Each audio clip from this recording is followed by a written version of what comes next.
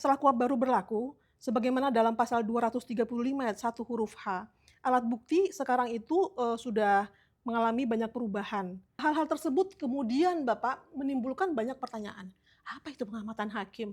Lalu segala sesuatu ini apa? Luas sekali kan Bapak ya Bapak? 183 hakim tidak boleh menjatuhkan pidana kecuali berdasarkan 2 alat bukti yang sah dan keyakinan hakim. Apakah doktrin ini tetap berlaku sampai sekarang? Nah, pertanyaan kan gitu, karena KUHP di mana pasal pengganti pasal 183. 183 tadi. Ya, menurut Yang Mulia, dalam praktek pembuktian pidana di era KUHP baru, mengenal doktrin exclusionary rule ataupun prinsip fruit of the poisonous tree, bagaimana langkah konkret hakim dalam menguji legalitas perolehan suatu alat bukti dengan mempertimbangkan agar keterbatasan daripada asas tersebut tadi ataupun juga doktrin itu tetap bisa membuat hakim mencapai due process of law yang merupakan bagian daripada proses persidangan. Ya. Akhirnya opening statement kan harus menyampaikan kami akan membawa alat bukti ini seperti itu Bapak. Mekanisme yang di opening tadi yang Bapak bilang tidak boleh terlewatkan. Apakah pada tahapan itu hakim juga bahkan sudah boleh membiarkan mereka saling cross check bukti mereka di awal sebelum pada persidangan selanjutnya Bapak? Dengan sistem pembuktian di KUHP baru ini Yang Mulia, dalam praktek pembuktian perkara pidana, bagaimana hakim menarik kausalitas dalam menguji unsur kesengajaan dan kealpaan, mengingat unsur batin pelaku tidak dapat dibuktikan secara langsung, melainkan harus disimpulkan dari rangkaian fakta yang terungkap di persidangan.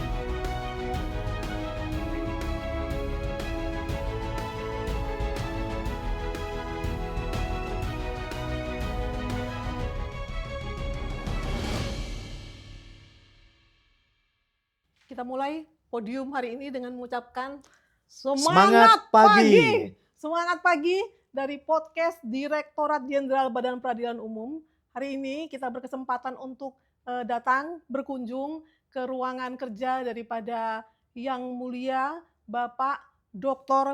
Haji Ahmad Setio Pujo Harsoyo, Sarjana Hukum Magister Humaniora, atau yang biasa dikenal dengan Bapak Dr.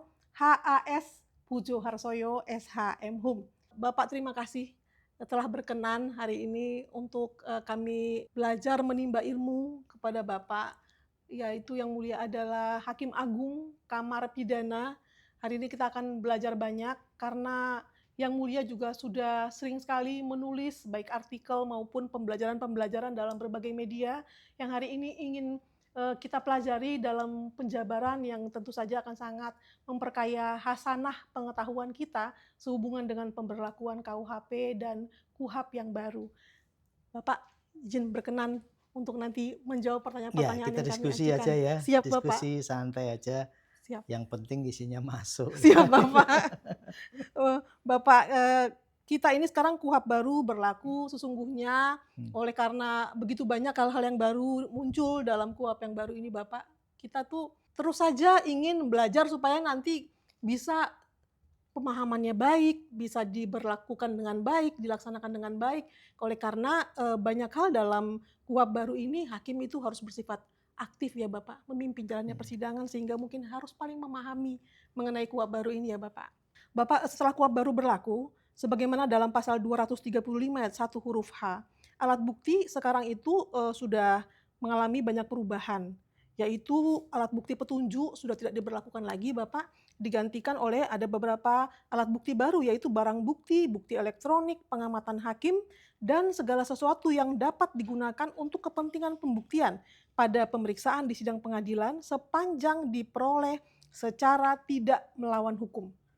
Nah, hal-hal tersebut kemudian Bapak menimbulkan banyak pertanyaan. Apa itu pengamatan hakim? Lalu segala sesuatu ini apa? Luas sekali kan Bapak ya Bapak. Segala sesuatu gitu Bapak. Nah itu yang akhirnya orang berpikir kita ini sepertinya sekarang sudah memasuki periode open system of evidence ya Bapak ya. Seperti itu. Kemudian, timbullah pertanyaan, apakah kita masih menggunakan negatif Wetelah Bouwstel atau sudah mengalami banyak sekali pergeseran dalam konsep berpikir pada prakteknya Bapak mengenai Ya, pembuktian ini? terima kasih, Siap. pertanyaannya pendek, singkat, tapi jawabannya panjang Panjang nanti. Bapak. Bisa-bisa selesai, 1 jam hanya membahas masalah itu. Siap Bapak. Jadi, benar bahwa KUHP baru itu banyak paradigma baru yang muncul, yang menuntut hakim harus bersungguh-sungguh, hati-hati dalam satu, masa persidangan memeriksa satu perkara. Itu yang paling penting. Nah, kita lihat yang tadi disebutkan bahwa hakim aktif ya. Hakim aktif itu di mana, di pasal mana yang dibunyikan? Di pasal 4. Pasal 4 dibunyikan bahwa hakim itu aktif dan berimbang dalam memposisikan kedua belah pihak. Kedua belah pihak itu siapa? Penuntut umum dan terdakwa atau penasihat hukumnya. Itu kunci pertama yang harus kita pegang. Nah, kemudian ada lagi persoalan-persoalan yang baru yang menimbulkan perbedaan pandangan karena memang kita harus maklumi. Kenapa kita harus maklumi bahwa kita sejak pertama kali jadi hakim, iya kan? Jadi hakim tahun berapa? Saya 2005 Bapak. 2005. Oke. KUHP kita yang pertama lahir 1981 yang dikatakan adalah karya agung. Saya ingin cerita dulu ini. KUHP kita ini 44 tahun tidak dilakukan perubahan. Luar biasa. Kalau kita bandingkan leluhur hukum Di Belanda modern begitu. ya, dibanding di Belanda kan, saya anggap aja leluhur hukum. Di sana KUHP mereka itu sudah 400 kali dilakukan perubahan dalam masa kurang lebih 60 tahun. Coba kita bayangkan. Berarti rata-rata dalam 1 tahun berapa kali mereka melakukan perubahan? 400 kali mereka melakukan perubahan. Kita 44 tahun baru 1 kali. Nah, di sini mencerminkan bahwa sesungguhnya hukum acara itu dinamis, mengikuti perkembangan, terutama terkait dengan hak asasi manusia.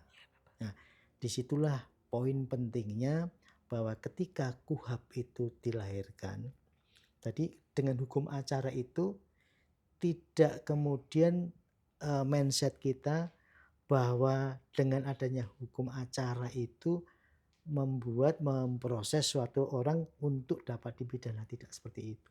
Tetapi justru dengan hukum acara itu perkara-perkara atau terdakwa-terdakwa itu dilindungi hak asasi manusianya. Itu yang harus kita pegang.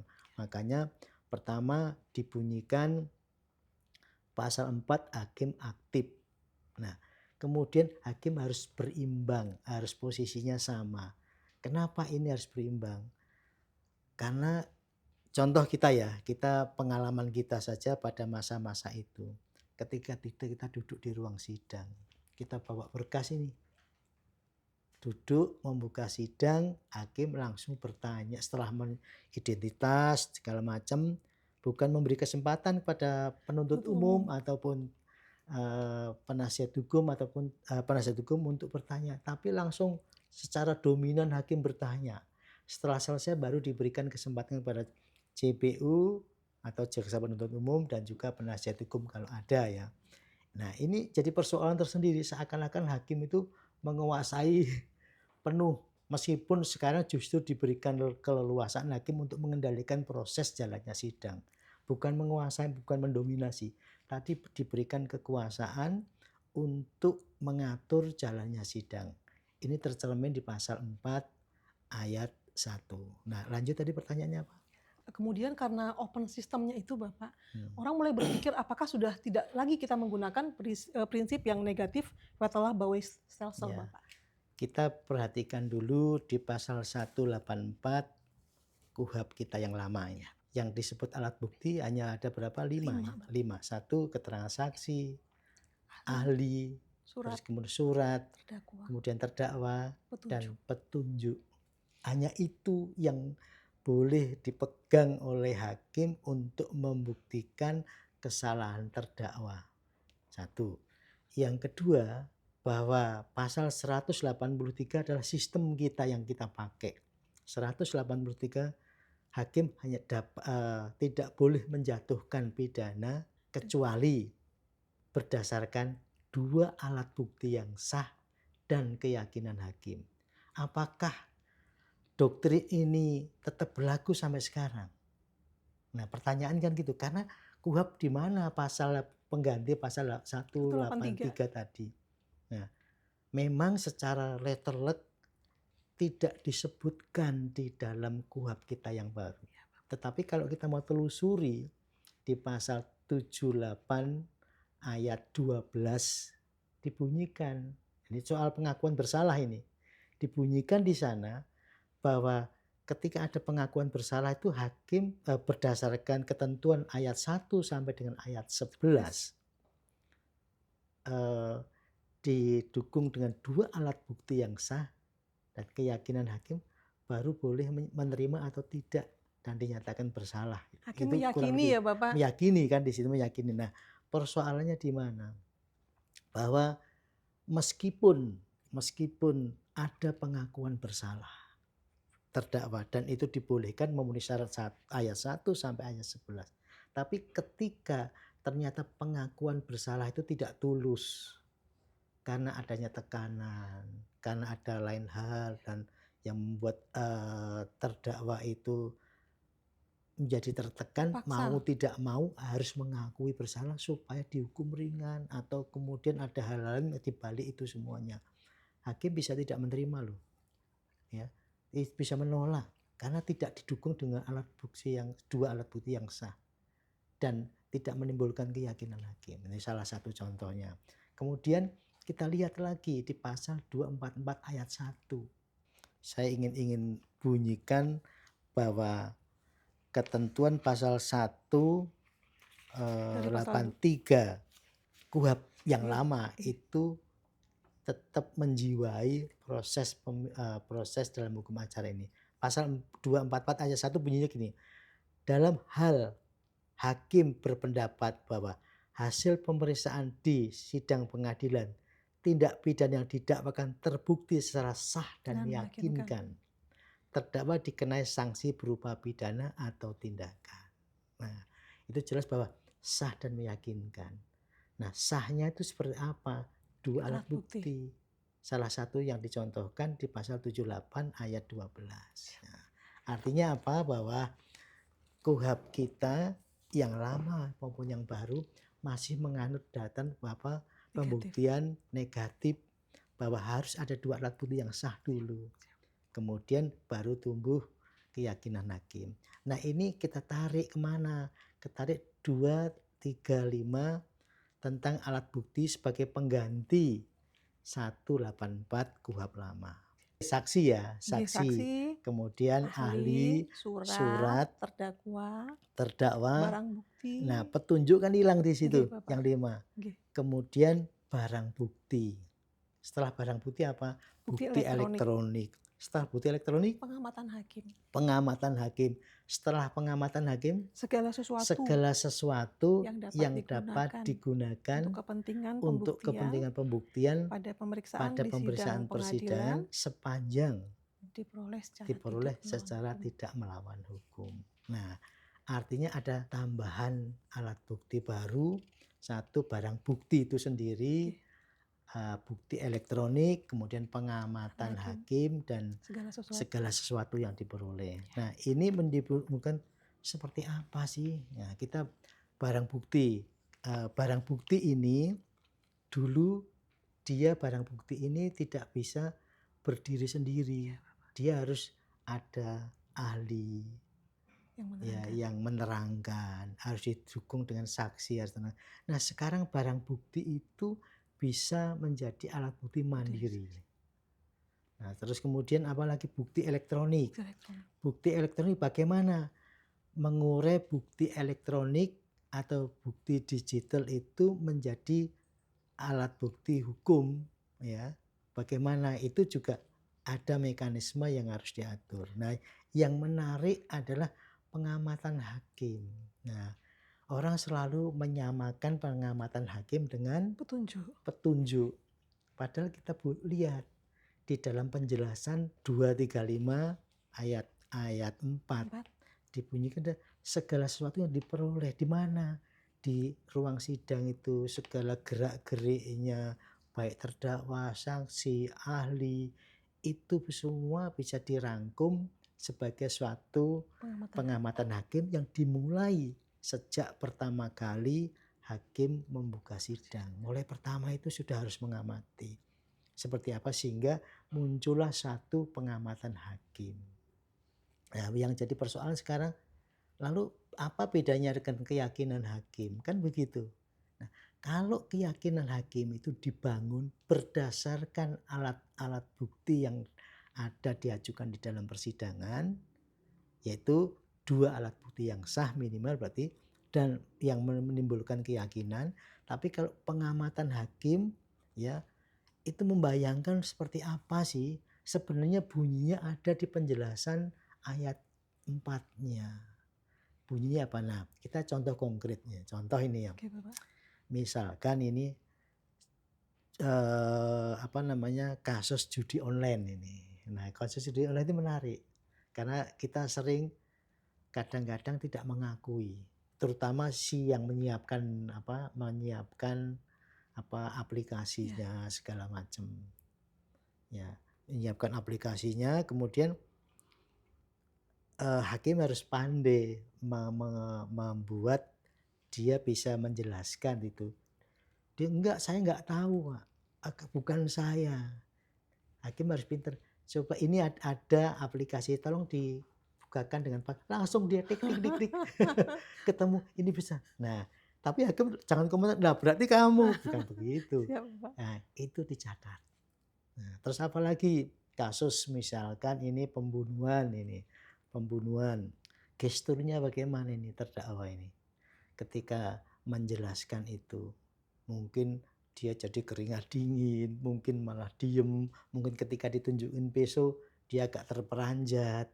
Itu menjadi bagian catatan dari hakim untuk bisa melihat, memformulasikan bagaimana pengamatan hakim itu kita bisa pakai. Banyak contoh-contohnya, kita acuannya di mana? Di penjelasan ayat 4 itu. Itu yang disebut pengamatan hakim. Nah, beda kalau keyakinan hakim. Karena pengamatan hakim itu adalah alat bukti. Keyakinan hakim berdasarkan 2 alat bukti yang sah, baru timbul keyakinan hakim yang bisa meneguhkan bahwa terdakwa bersalah melakukan tindak pidana. Nah, itu yang membedakan. Sebenarnya kalau mau membahas pengamatan hakim panjang, tapi kita potong-potong aja dulu. Nah, satu hal lagi yang penting bahwa tadi hakim aktif. Nah, kita bisa lihat bahwa kalau kita biasanya coba kita tanya ya, ketika kita mulai sidang, dulu tidak dikenal adanya ketika itu penuntut umum, kemudian penasihat hukum diminta untuk menjelaskan ya, opening dulu ya, menjelaskan apa sih yang kalian mau bawa, ya, apa sih yang kalian siapkan dengan alat-alat bukti. Nah, sekarang itu wajib itu. Harus wajib bahwa hakim harus menyampaikan persoalan itu, menanyakan itu kepada penuntut umum maupun kepada penasihat hukum. Karena kalau itu tidak wajib berarti nanti ada prosedur yang ditinggal. Ketika ada prosedur ditinggal, bisa-bisa dia kasasi menjadi salah satu alasan kasasi. Itu salah satu. Terus tadi apalagi? Tadi berarti sudah terjawab bahwasannya negatif fatal bahwa stelsel masih tetap berlaku ya Bapak, iya. dalam hukum acara pidana di Indonesia. Selanjutnya konsep open system evidence ini dapat membantu hakim dalam pemeriksaan, sudah Bapak jelaskan tadi dengan panjang lebar ya Bapak. Apakah hakim dapat meminta langsung kepada para pihak untuk menghadirkan alat bukti lain di persidangan untuk menemukan kebenaran material Bapak? Seperti tadi opening statement kan harus menyampaikan kami akan membawa alat bukti ini seperti itu Bapak. Terus kemudian saya waktu kemarin pelatihan yang disediakan oleh BSDK juga bahkan boleh pada waktu disampaikan penuntut umum alat bukti kami ini langsung dapat disanggah oleh penasihat hukum. Wah, alat bukti yang itu nggak diperoleh secara sah seperti itu Bapak. Nah, itu mekanisme yang di opening tadi yang Bapak bilang tidak boleh terlewatkan. Hmm. Apakah pada tahapan itu hakim juga bahkan sudah boleh membiarkan mereka saling cross check bukti mereka di awal sebelum pada persidangan selanjutnya, Bapak? Nah, ini yang jadi persoalan. Ketika itu kan kewajiban ya, Iya, Bapak. kewajiban hakim untuk menyampaikan itu. Sehingga kita sudah hakim itu sudah punya gambaran, penuntut umum juga sudah punya gambaran, terdakwa melalui penasihat hukum sudah punya gambaran, yang dilakukan secara seimbang, dia menyampaikan dulu, "Ini loh Pak, nanti yang akan saya ajukan." Tidak boleh kemudian dibantah oleh penasihat hukum. Penasihat hukum konsepnya juga dia, "Saya Menyampaikan. akan mengajukan alat bukti ini." Nah, supaya nanti berimbang, baru itu kita adu dalam proses pembuktian. Oke. Nah, kuncinya di situ dulu. Ya. Kita adu dalam proses pembuktian seperti apa.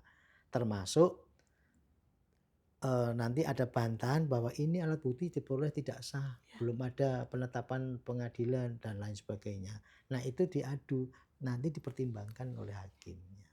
Berarti bukan di opening statement tapi sudah masuk dalam pembuktian Bapak ya, baru Iya, mereka boleh saling kalau adu. tiba-tiba itu, loh terus kapan mau pembuktian? Pembuktiannya ya Bapak. Baik, terima kasih Bapak. Eee sudah semakin jelas ini tahapannya, paling tidak di opening statement kita sudah Hmm. tahu nanti apa yang mau diarahkan oleh majelis hakim kepada para pihak dalam perkara persidangan, pidana setelah KUHP yang baru ini berlaku. Kemudian dengan berlakunya open system evidence, para pihak memungkinkan untuk mengajukan berbagai alat bukti di persidangan. Bagaimana hakim dapat menyeimbangkan agar kuantitas alat bukti itu bukan hanya misalnya saya 8, yang ini berapa begitu Bapak, tetapi bagaimana agar kebenaran material itu dapat benar-benar terbentuk, sehingga pembuktian para pihak ini karena kan sebenarnya kayak tadi Bapak sampaikan, aktifnya kita itu bukan menguasai, yang mungkin dulu seringkali seperti itu terjadinya Iya, Bapak.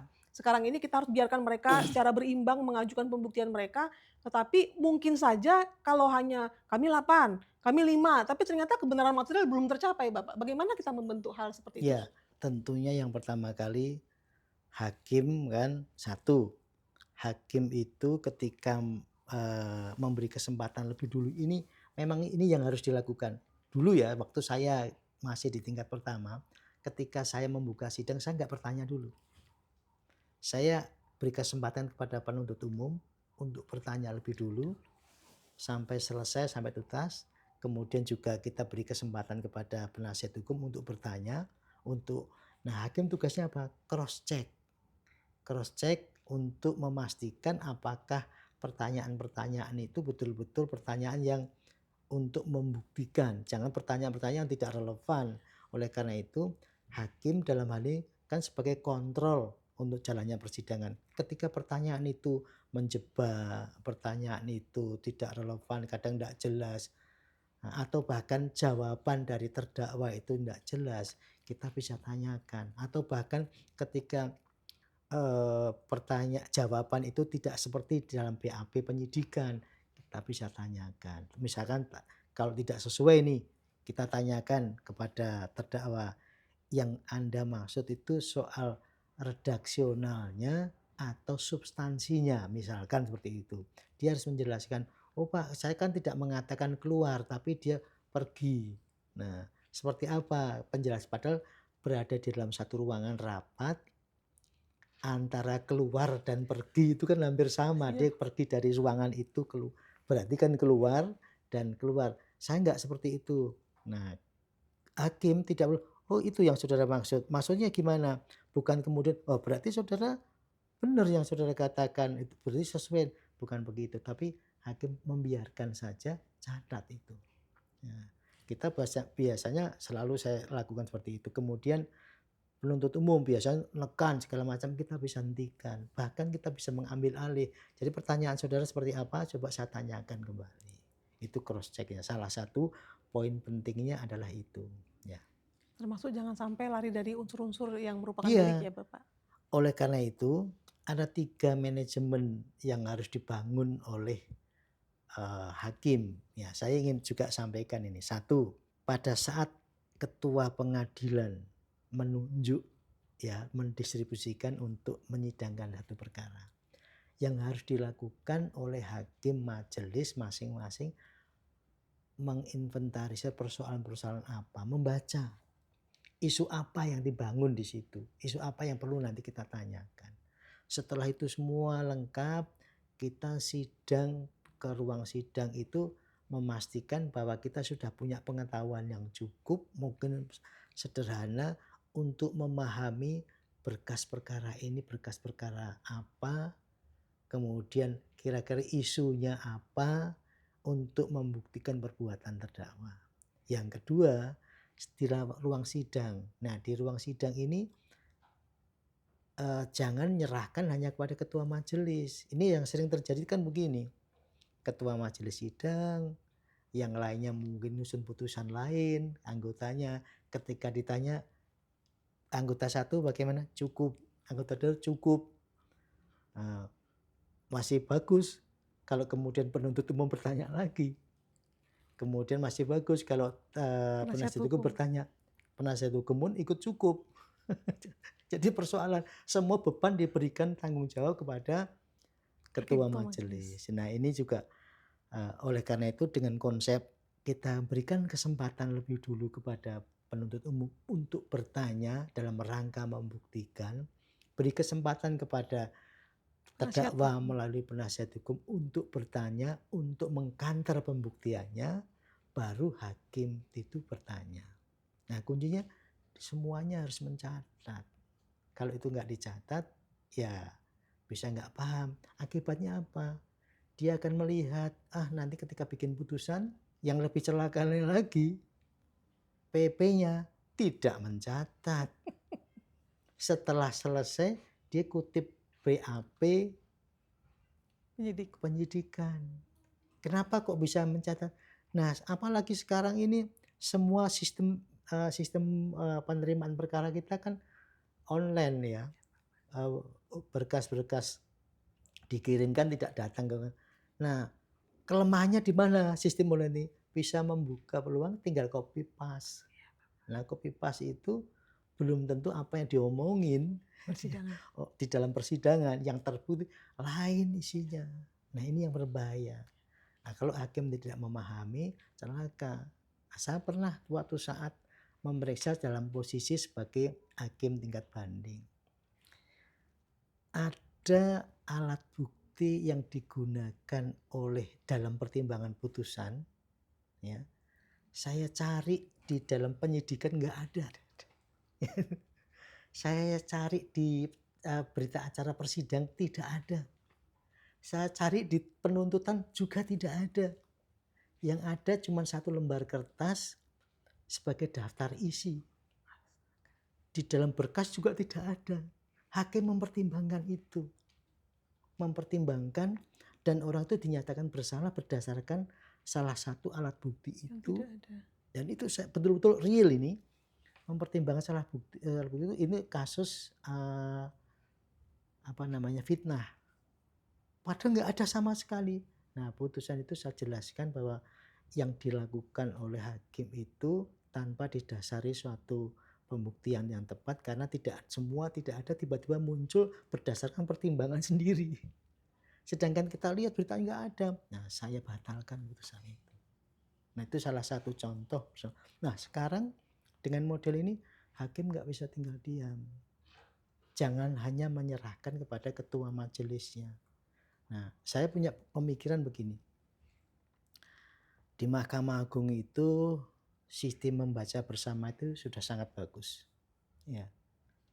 Kenapa ini tidak diterapkan untuk pengadilan tingkat pertama yang ketika itu harus betul-betul jadi dia punya semacam pendapat hukum atau 17 yang diadu di dalam musyawarah hakim. Nanti kalau memang tidak setuju bisa menggunakan mekanisme DO atau menggunakan mekanisme CO ya. Nah, ini yang saya kira perlu dikembangkan di pengadilan tingkat pertama. Kenapa ini perlu? Untuk menghindari dan untuk mensikapi KUHP yang baru ini bahwa hakim harus aktif. Yang aktif bukan ketuanya saja loh, anggotanya juga harus aktif. Sehingga saya juga menyarankan kalau memang ya hakim ketua pengadilan akan merolling karena kan sama ini Senior. pangkatnya Udah pernah jadi ketua sama, semua iya biasanya kan? kalau 1A Bapak ya. Ya, ya kemudian ego masing-masing merasa aku kan hakim, punya kebebasan sendiri. Tapi ternyata ketika musyawarah, gimana saya ikut. Gitu aja. Ketika suruh tanya di ruang sidang, cukup. Jadi persoalan, nanti jadi hakim tinggi, bunyinya cuman menguatkan semuanya. Jadi persoalan-persoalan yang memang perlu dirubah. Nah, mekanisme yang dilakukan hakim membaca bersama itu saya kira menjadi poin penting untuk kita melakukan perubahan mindset yang ada di bawah. Terima Ya. kasih banyak Bapak. Hal-hal seperti ini hanya bisa kita dengarkan kalau narasumbernya adalah Yang Mulia Hakim Agung. Karena pengalaman sudah panjang sekali, apalagi Bapak rajin menulis. Makanya pelajaran dari podcast ini bukan hanya hal apa saja yang tertulis, tapi juga ada pembelajaran katanya dari pengalaman itu yang paling kaya ya Bapak? Iya, karena pengalaman itu pasti akan memperkaya kita dalam ke depan. Pengalaman yang baik loh ya. Ya Bapak, dan akan menjadi maha guru ya Bapak. Sehingga pertanyaan pun harus banyak yang kita lewati karena sudah sekaligus langsung dijawab oleh Yang Mulia, saking detailnya. Selanjutnya Bapak, mengenai kecukupan pembuktian dan perkara-perkara yang kompleks. Dalam pasal 36 KUHP, yang Undang-Undang Nomor 1 Tahun 2023, ditegaskan bahwa setiap orang hanya dapat dimintai pertanggungjawaban pidana atas tindak pidana yang dilakukan dengan sengaja atau karena kealpaan, dan bahwa tindak pidana karena kealpaan hanya dapat dipidana apabila secara tegas ditentukan dalam peraturan perundang-undangan. Dengan sistem pembuktian di KUHP baru ini Yang Mulia, dalam praktek pembuktian perkara pidana, bagaimana hakim menarik kausalitas dalam menguji unsur kesengajaan dan kealpaan, mengingat unsur batin pelaku tidak dapat dibuktikan secara langsung, melainkan harus disimpulkan dari rangkaian fakta yang terungkap di persidangan. Nah, disitulah arti pentingnya pengamatan hakim. Penting. Yang kedua, teori hukum pidana ya. Kealpaan itu kan macam-macam. Salah satu kan kealpaan itu kan dibunyikan sengaja dengan sadar kemungkinan. Contoh ini, naik motor, naik mobil. Kealpaan itu biasanya diawali dengan pelanggaran hukum. Contoh kita naik mobil yang harusnya kecepatannya cuma 40, dia menggunakan kecepatan sampai 100. Mengakibatkan dia membahayakan. Itu kesengajaan atau kealpaan ketika ternyata nabrak orang dan orang itu meninggal. Itu bisa berangkat dari kealpaan. Berangkat kealpaan karena dia tidak sengaja membunuh orang. Dan tertabraknya itu tidak tujuan dia karena mens rea-nya tidak ada. Tetapi itu adalah kesengajaan dengan sadar kemungkinan. Kalau saya menggunakan kendaraan dengan kecepatan yang tinggi, yang melanggar aturan lalu lintas, bahasanya bahwa kealpaan yang mengakibatkan matinya orang. Tapi sebenarnya itu bisa menjadi kesengajaan dengan sadar kemungkinan. Saya kenceng-kenceng, kalau nabrak orang mati orangnya. Nah, salah satu poinnya penting di situ. Nah, sehingga ketika kita balut dengan pengamatan hakim, kita bisa ceritakan biarpun enggak saya naik motor seperti tapi gesturnya enggak jelas kok ugal-ugalan segala macam. Kita lihat penjelasannya seperti apa. Jadi sebenarnya KUHP kita ini sudah luar biasa menyiapkan bagaimana hakim dalam kedudukannya sebagai pengatur pengendali persidangan itu betul-betul bisa tepat dalam melakukan pembuktiannya. Membuktikan bagaimana, jangan menggunakan 184. Kita kalau sudah itu ya sudah berhenti di situ. Terlebih lagi memang dibunyikan 184 alat bukti yang sah. Tapi alat bukti yang sah itu seperti apa? Biasanya kita normatif. Kalau alat bukti yang dibawa itu yang sudah ada izin atau persetujuan dari ketua pengadilan. Tetapi alat bukti yang sah seperti apa? Perolehannya. Maka di dalam ketentuan pasal 235 ayat 5 exclusionary rule artinya aturan mainnya harus dijaga di situ bahwa alat bukti itu betul-betul harus sah secara formil, sah cara memperolehnya. Karena artinya apa? Bahwa alat bukti yang diperoleh itu sama pentingnya dengan bagaimana alat bukti itu diperoleh. Kalau ini alat bukti yang diajukan itu ternyata dilakukan cara-cara yang melawan hukum, hakim bisa menolak. dan itu bisa tidak dapat digunakan sebagai alat bukti. Ada di 235 dipunya. Ketika tidak digunakan sebagai alat bukti, tidak bisa diajukan lagi. Dan ternyata tuh substansinya sebenarnya terbukti.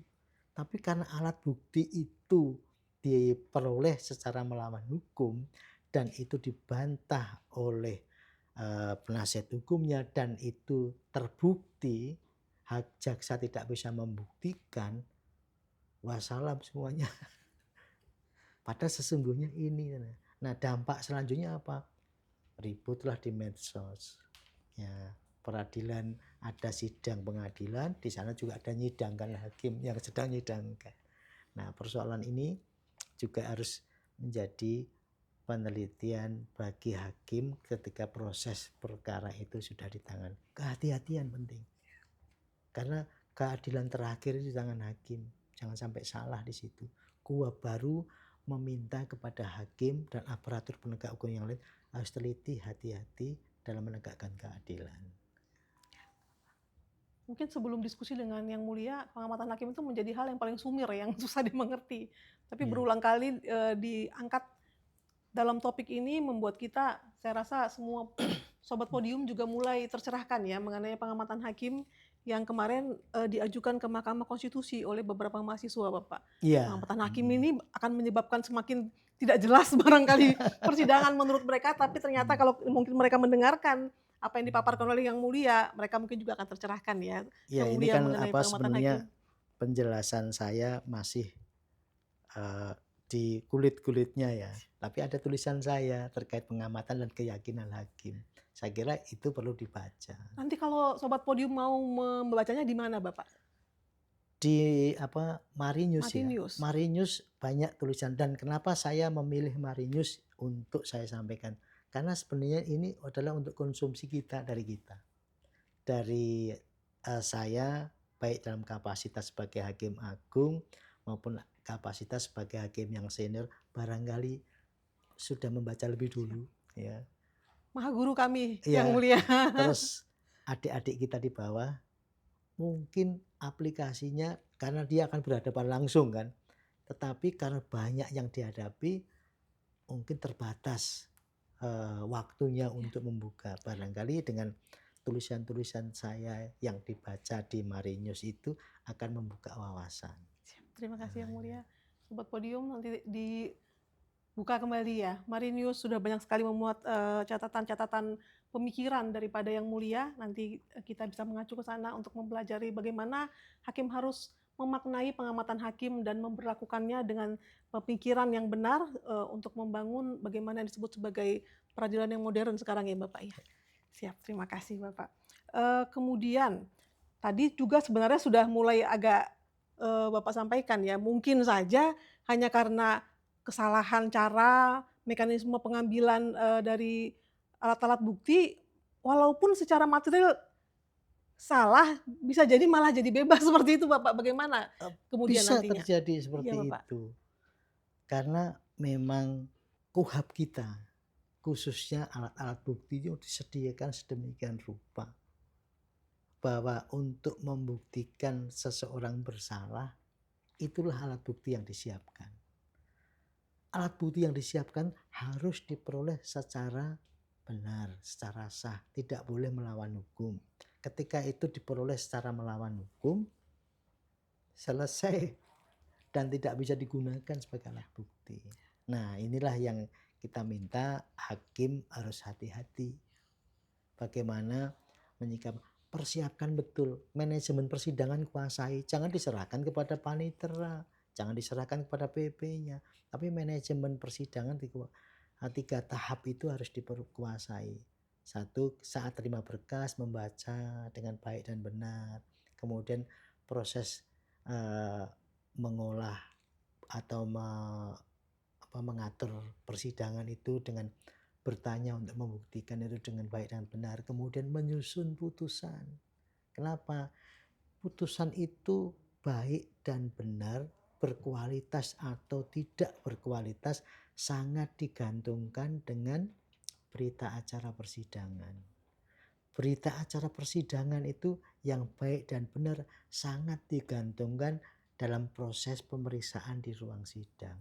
Pemeriksaan ruang sidang itu dapat dengan baik dan benar dilakukan kalau kita sudah membaca sebelumnya, paling tidak punya isu-isu yang harus kita tanyakan. Jadi itu saling mengikat, saling berkaitan. Oleh karena itu selalu saya pesan bahwa kenapa kita nggak model membaca bersama dalam arti yang sesungguhnya. Jangan hanya dislogankan harus membaca bersama. Nah, ini perlu nih Dirjen untuk masukkan di akreditasi atau ampuh bahwa konsep membaca bersama itu bagaimana Disiapkan sudah. mekanismenya ya Iya, Bapak? harus disiapkan seperti itu sehingga kelihatan di situ bisa kelihatan melihat oh ternyata ini sidang karena kita temukan juga di tingkat kasasi itu oh ini dibuat oleh satu orang ini. Karena pengalaman 38 tahun saya memahami, wah ini dibuat oleh satu orang.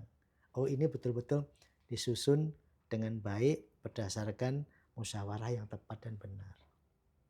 Bahkan jangan ragu, sekali lagi, kalau memang beda pendapat sepanjang memang alurnya benar, pendapatnya benar, dokumen-dokumen atau doktrin atau pasal digunakan, mau DO boleh, bahkan CO boleh. Hakim Agung biasa melakukan DO, melakukan CO, itu biasa. Dan itu tidak menjadi perdebatan di luar musyawarah. Karena itu dibolehkan. Baik, yang disampaikan oleh Yang Mulia tadi juga sebenarnya termasuk suatu garis bawah yang penting untuk jika nanti seluruh penyidik juga mau mendengar bahwasanya bukan sekarang ini masalahnya kita tidak mau menerima ya Pak pembuktian, tapi memang KUHP yang baru ini memberikan limitasi-limitasi mengenai alat bukti yang sah itu saja yang boleh menjadi bagian daripada pertimbangan hakim, sementara yang tidak sah, apalagi jika diajukan keberatan oleh terdakwa maupun penasihat hukum, maka itu tidak boleh menjadi alat bukti yang dipertimbangkan sehingga juga nanti sebelum hakimnya hati-hati, semoga saja dari sejak penyidikan, penuntutan juga semakin lebih detail ya Bapak, sehingga kami menerima berkas yang memang semua sudah dapat dipertanggungjawabkan. Kira-kira sahnya seluruh berkas itu sampai di persidangan. Demikian. Selanjutnya, Yang Mulia, kita akan beranjak kepada scientific evidence dan bagaimana peran hakim dalam mengelolanya. Yang Mulia sebagai guru kami yang seringkali menulis artikel, ada sempat menyatakan mengenai hakim sebagai gatekeeper bukti ilmiah. Apa tanggung jawab epistemik seorang hakim dalam menilai validitas metodologi ahli? Dalam berbagai kasus di Indonesia, apa saja tantangan terbesar terhadap proses autentifikasi dan integritas bukti ilmiah itu? Lalu apa solusinya yang dapat dipikirkan seorang hakim mengenai hal-hal tersebut Iya, tadi Yang Mulia? kita jawab secara awam ya, jangan sampai dengan teori-teori Siap itu Bapak. nanti kita malah bingung sendiri Tidak ya. sampai ya Bapak Tidak kepada yang sampai. mendengar. Saya ingin mengatakan begini, bahwa gatekeeper ya, penjaga gawang ya, penjaga gawang bukti elektronik. Nah, bukti elektronik kan unik ya, uniknya bisa dirubah setiap saat. Ya, kapanpun bisa dirubah. Nah, itu yang harus kita jaga. Integritasnya Bapak. Integritasnya harus jaga. Artinya bahwa ketika bukti elektronik itu diterima, kita harus memastikan bahwa alat bukti elektronik itu sejak diperoleh, ketika diakuisisi, diambil, diperoleh, kemudian dibawa ke persidangan tidak ada terputus di situ. Artinya bahwa satu, misalkan siapa yang ngambil, ini CCTV ini paling mudah. Kasus Jessica menjadi kasus yang sangat menarik untuk dijadikan satu penelitian. Nah, siapa yang mau ambil gelar doktor, bagus ini putusan tingkat pertama, tingkat banding sampai dengan putusan Mahkamah Agungnya, termasuk PK yang kedua atau berapa. Menariknya di situ perdebatan terkait dengan otopsi dan perdebatan CCTV yang katanya sudah dipotong-potong. Nah, saya ingin mengatakan bahwa pertama yang harus dipastikan bahwa satu, alat bukti CCTV itu betul-betul diperoleh awal sampai di bawah persidangan itu tidak ada perubahan. Satu. Kalaupun ada perubahan, Misalkan dipotong harus dijelaskan dipotong bagian mana, tujuannya apa. Satu. Yang kedua, siapa yang ngambil? Siapa yang mengambil alat bukti itu? Apakah hanya sekedar security? Apakah seorang ahli? Ini kan perlu diyakinkan. Si A, ya saya yang copy itu. Sudah. Kemudian alatnya, alat kopinya, dalam hal ini wadahnya, flash disk ataupun bentuknya apapun, kita juga harus memastikan bahwa itu alat buktinya qualified. Jangan sampai banyak ini sekarang flash disk ataupun bentuk apapun yang tidak dapat dipertanggungjawabkan mengenai kualitasnya, sehingga ketika dilihat tidak jelas. Ya. Kemudian apalagi yang harus kita lihat, bahwa setelah itu sama, kemudian kita bahwa flash disk itu bisa ditampilkan di dalam ruang Ya, sidang. ya.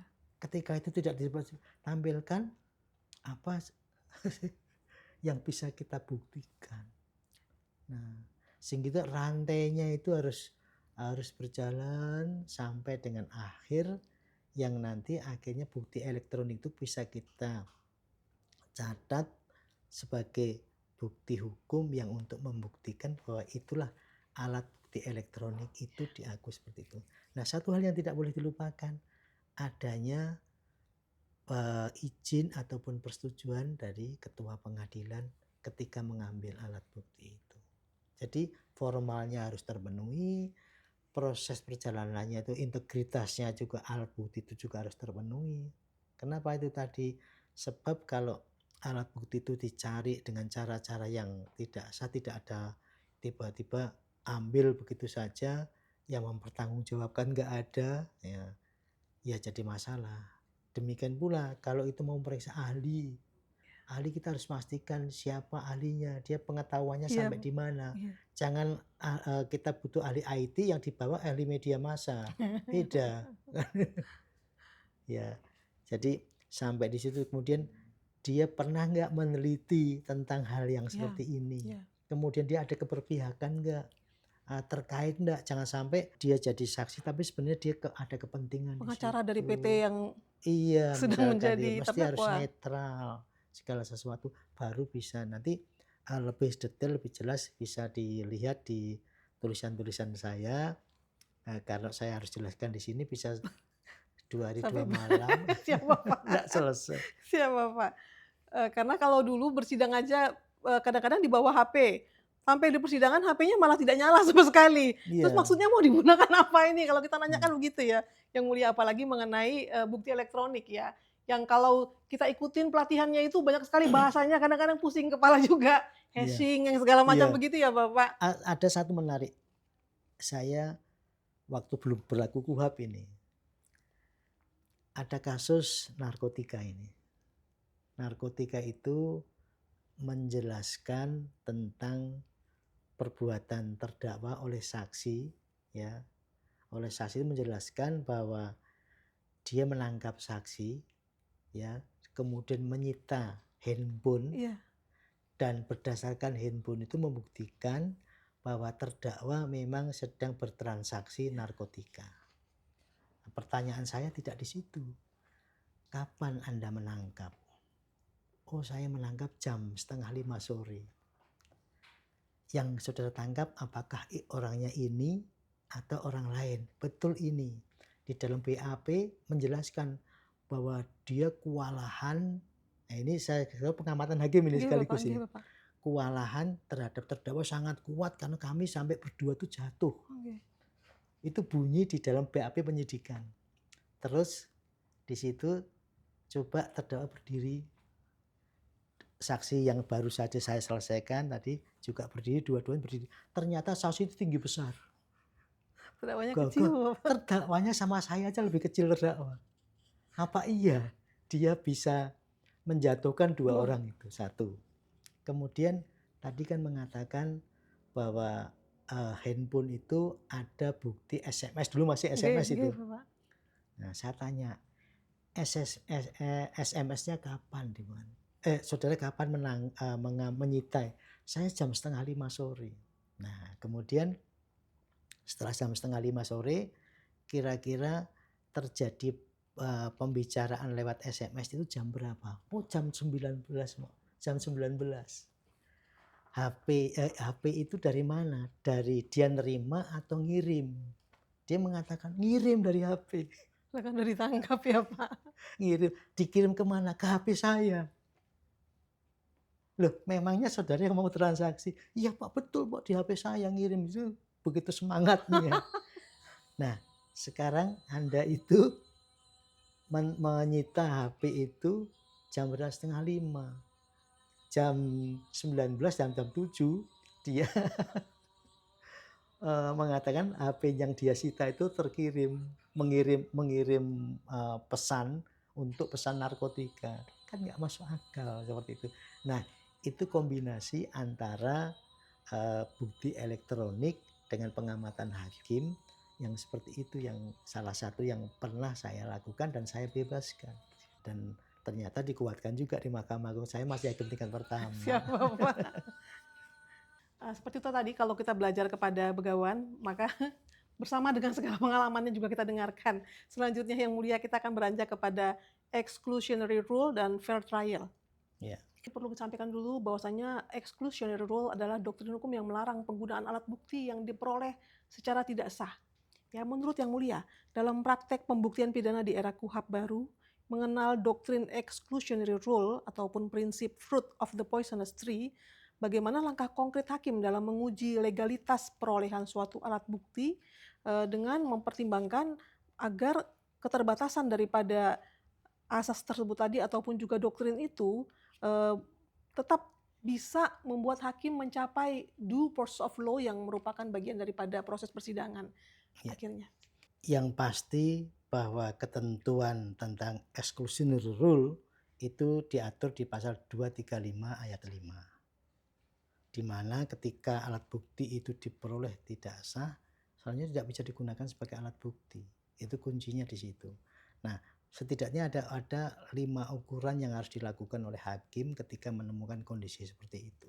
Yang pertama secara ex officio, ya, hakim bisa meneliti tentang alat bukti tersebut. Meneliti terlebih dulu alat bukti tersebut. Kemudian apa sih yang harus diteliti? Adalah satu, tentang kesalahannya atau kekeliruannya atau ketidaksahannya itu minor atau mayor. Nah, ini juga penting sekali lagi. Dan ini sudah dibuktikan dengan adanya putusan Mahkamah Agung nomor 1531 tahun 2010.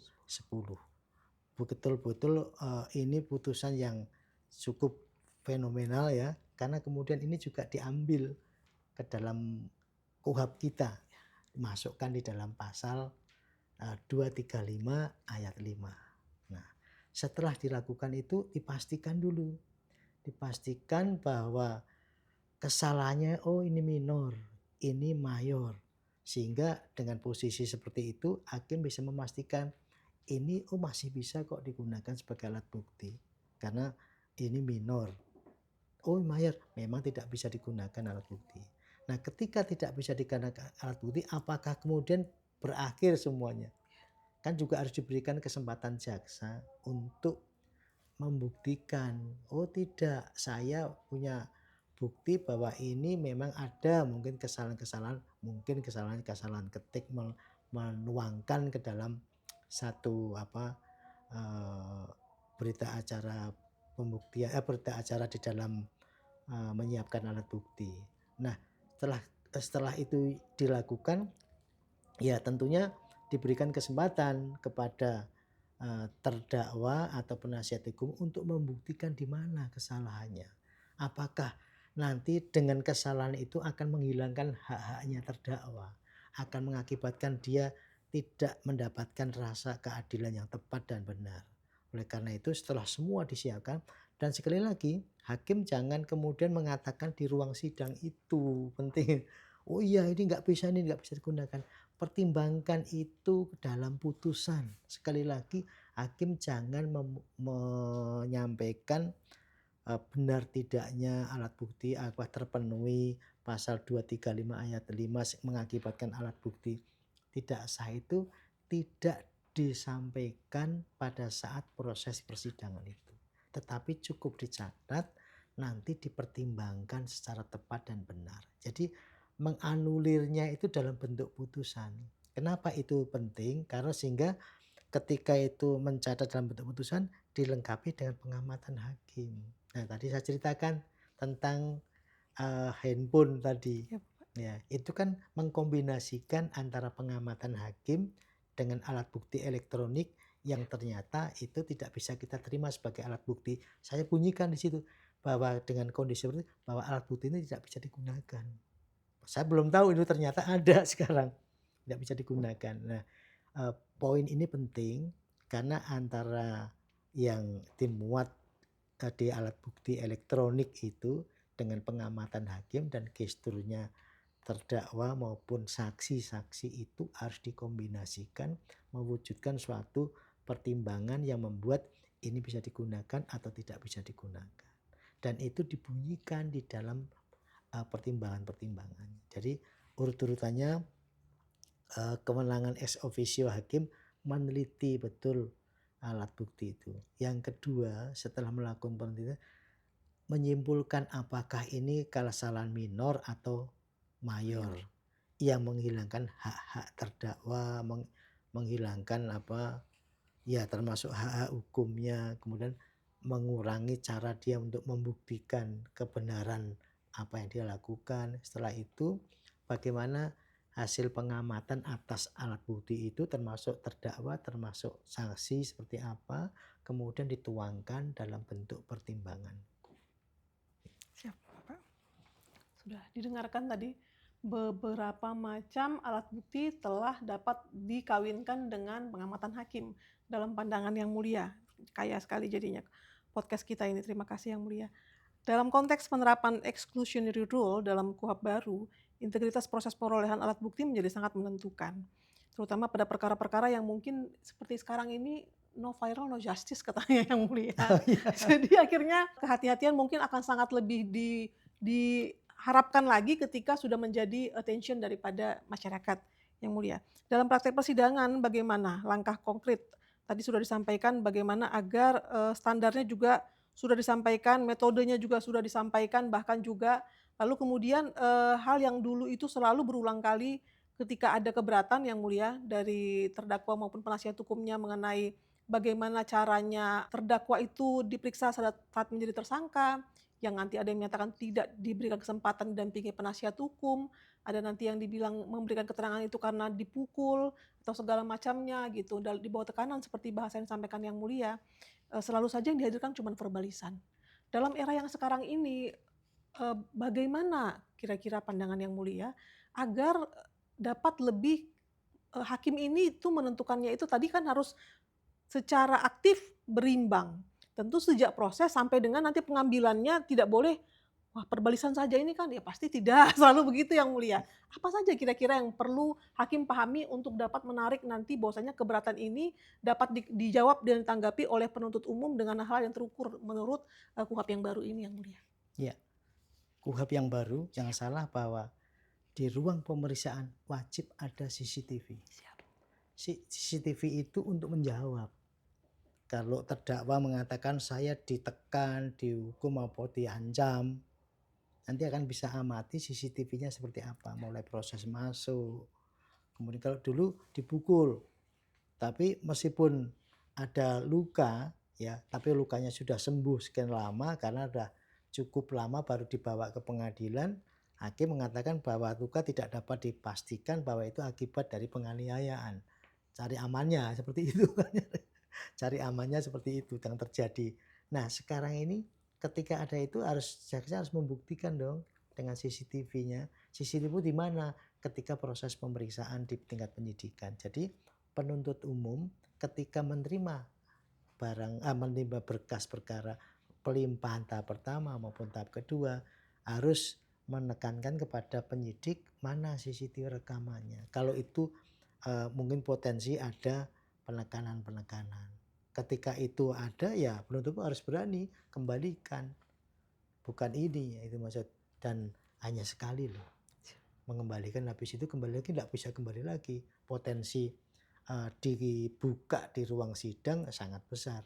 Sehingga ketika hakim sudah ada sanggahan dengan alat bukti tersebut bahwa itu integritasnya tidak terjamin karena diperoleh secara tidak sah atau dengan penekanan-penekanan, jaksa membuktikannya dengan CCTV. Kuncinya itu. Jadi supaya dapat kita pahami bersama, begitu banyak hal yang berubah dalam KUHP yang baru ini yang tentu saja kemudian memberikan perlindungan hukum. Seperti tadi disampaikan oleh Yang Mulia, perubahan daripada Kitab Undang-Undang Hukum Acara Pidana ini salah satunya juga untuk melindungi hak asasi manusia, seperti itu ya Bapak.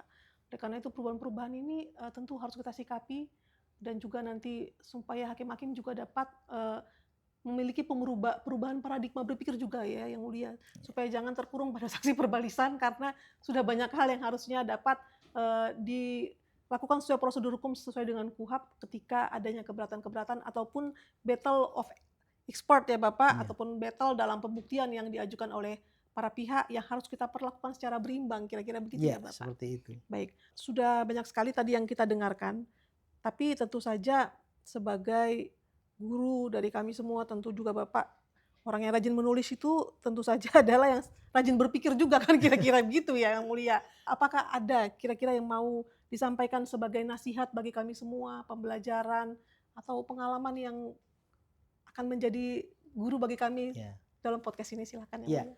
intinya begini.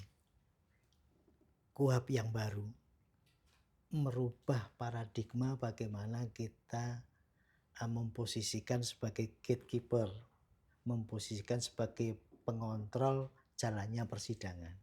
Oleh karena itu, yang penting bagi kita dan harus kita pahami bahwa hakim adalah benteng terakhir keadilan. Oleh karena itu, kita harus hati-hati, teliti, dan betul-betul menguasai satu perkara itu. Jangan hanya kemudian membuat putusan hanya berdasarkan berita acara penyidikan, tapi betul-betul berdasarkan apa yang diperoleh di dalam ruang sidang itu. Nah, ini sangat penting karena beberapa kali kita terjadi kondisi-kondisi seperti itu di masa-masa yang lalu. Sekarang nggak ada lagi nih, nggak ada lagi hakim yang ketika sidang hanya ketua majelisnya yang aktif. Hakim anggota sibuk dengan pekerjaannya, apakah sedang nyusun putusan, apakah sedang membaca, atau sedang melamun, atau bahkan sedang ngantuk. Nah, itu sudah harus diakhiri. Sehingga sekali lagi bahwa hakim adalah benteng terakhir keadilan. Sudah diberikan amanah oleh undang-undang, hakim pengendali proses jalannya persidangan. Ya harus hati-hati dong, teliti dan sungguh-sungguh menyelesaikan pekerjaan itu supaya keadilan itu terpenuhi dan menjadi harapan masyarakat. Yang Mulia, sehubungan dengan itu makanya tunjangan hakim yang lebih dahulu dinaikkan Yang Mulia ya, Iya, supaya menjadi lebih dahulu pelopor perubahan iya, paradigma berpikirnya, bagaimana keadilan harus dibentuk. ya kita kan bersyukur. Bayangkan hakim tingkat pertama 0 tahun berapa? 46 juta. 46 juta. Dengan Malaysia aja kita menang loh. Dengan Singapura masih tinggi kita. Mau apa lagi yang kita cari? Masalah integritas. Pesan Pak Ketua kita, camkan betul bagaimana perjuangan beliau membangun, mensejahterakan hakim di seluruh Indonesia. Kita juga sedang berjuang untuk yang non hakim seperti apa. Siap Yang Mulia. Jangan itu dinodai, ya, dinodai dengan keserakahan, dengan asal-asalan saja ketika proses persidangan. Karena masalah integritas bukan hanya soal tidak mau terima uang loh, tidak mau transaksional, tetapi yang paling penting adalah bagaimana kita mempersiapkan tugas dan tanggung jawab kita proses persidangan sebelumnya, pada saat dan ketika menyusun putusan yang menghasilkan satu putusan. Jangan kemudian kita diadili oleh media gara-gara kita tidak profesional. Intinya dengan KUHP yang baru membuat hakim, ya saya bicara hakim saja ya, penegak hukum yang lainnya tanggung jawabnya. Kita adalah rasio summa, kita punya nalar yang tinggi dibandingkan dengan aparatur penegak hukum yang lainnya. Karena kita benteng terakhir. Oleh karena itu, ya lakukan segala sesuatunya sesuai dengan fitrah kita sebagai hakim yang sangat diharapkan sebagai benteng terakhir keadilan itu sendiri. Baik, terima kasih Yang Ya. Mulia untuk semua pembelajaran yang sudah kami terima hari ini. Tadi kita mulai dengan sangat gegap gempita, tapi rasanya penutup daripada apa yang disampaikan oleh Yang Mulia, biarlah kita simpan secara hening untuk dapat kita jalankan dalam profesi kita. Semoga semakin diberkahi perjalanan Yang Mulia sebagai Amin. Hakim Agung, mencerdaskan semua masyarakat hukum di seluruh Indonesia. Berkah selalu. Terima kasih Ya, banyak Yang terima Mulia. kasih. Mudah-mudahan bermanfaat ya. Siap, siap, amin Yang Mulia. Terima kasih podcast Badilum hari ini. Sampai berjumpa pada kesempatan yang lainnya. Ada Yang Mulia. Terima kasih. Dadah.